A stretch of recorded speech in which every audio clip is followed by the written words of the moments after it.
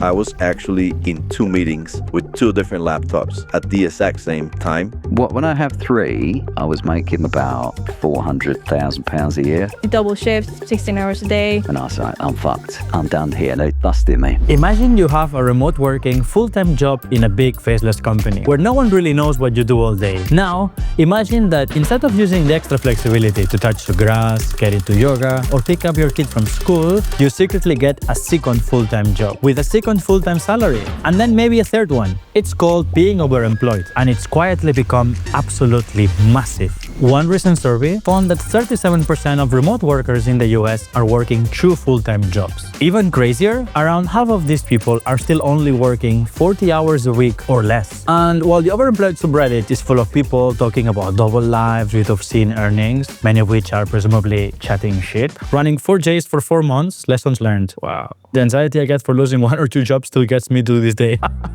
Some of them are real, and we know because we've spoken to them. This is the closest I'm ever going to get to being like a secret agent. But how does this actually work? What are the risks? What are some best practices for being overemployed? Should you get a secret second job? Overemployment has been around pretty much since remote working has existed, but really kicked off during COVID, when suddenly everyone was working from home and shitting themselves about job security.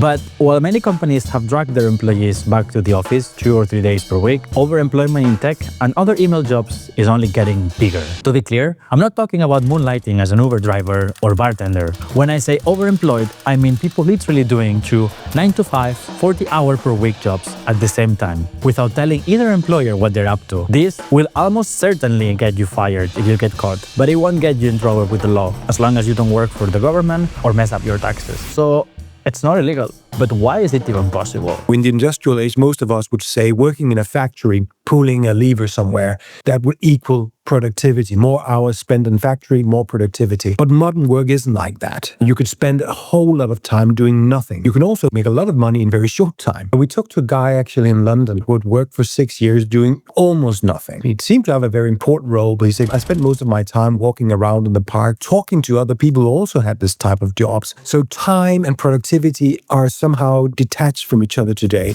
At mass layoffs and companies looking for an excuse to replace their meatbag human employees with AI, and suddenly, it makes sense why people are exploiting a system that they feel often exploits them.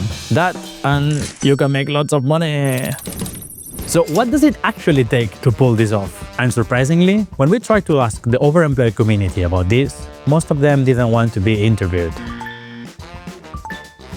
But not all of them. What kind of work do you do generally? Data engineering, data analysis, data science. Product management, product ownership. Digital designer and branding. When I applied for another job, I did go to my past job and try to quit. It was just something by chance and not something that I had planned ahead. At one point I had 3 roles, which was pretty mental. Everyone we spoke with spent at least 1 year overemployed. None got caught, and all now have way more money than when they started. So, based on our conversations, research, and hours digging through insane Reddit threads, these are our official best practices for being overemployed.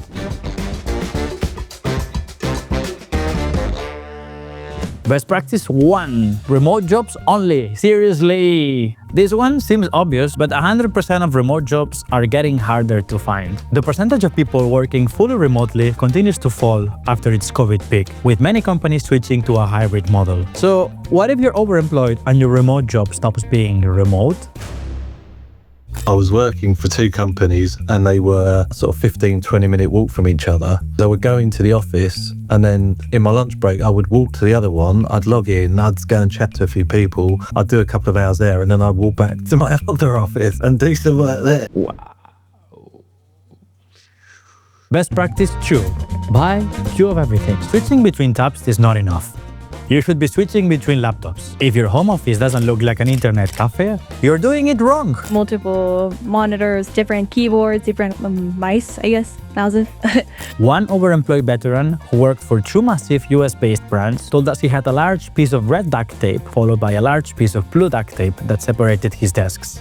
He color-coded everything, red or blue. Notebooks, laptop covers, keyboards, keycaps, mouse triggers, even his girlfriend.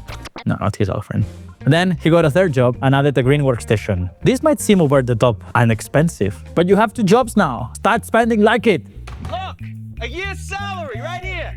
What I call them? Fun coupons. By the way, this video is brought to you by Camping TV, a creative agency specialized in high-performing video. We help B2B SaaS companies generate better pipeline by making their ads less boring. If you understood that last sentence and you also feel a bit depressed about your marketing, get in touch in the link below. Best practice 3.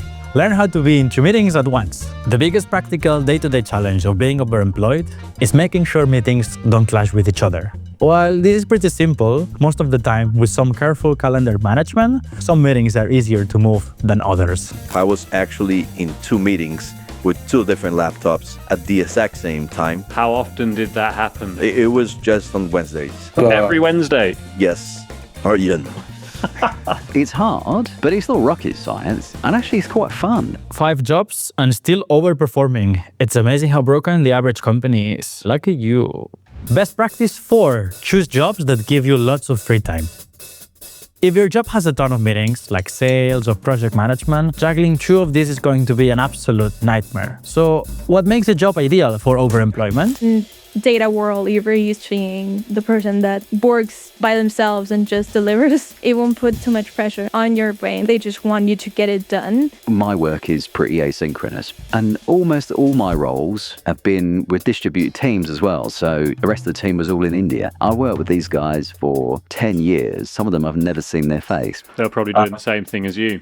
Exactly. Yeah, it wouldn't surprise me at all. And in fact, I'm pretty sure that some of them were. The classic overemployed job is programmer. There's not many meetings, and if you're skilled, you can deliver what's needed in a fraction of the time that's expected, especially now with AI. But we've spoken to people in data, business analysis, marketing, and even design who are making overemployment work for them. Best practice 5. Be actually good at your job. Not like me presenting this. Welcome to Best Practices, a show about bad practices.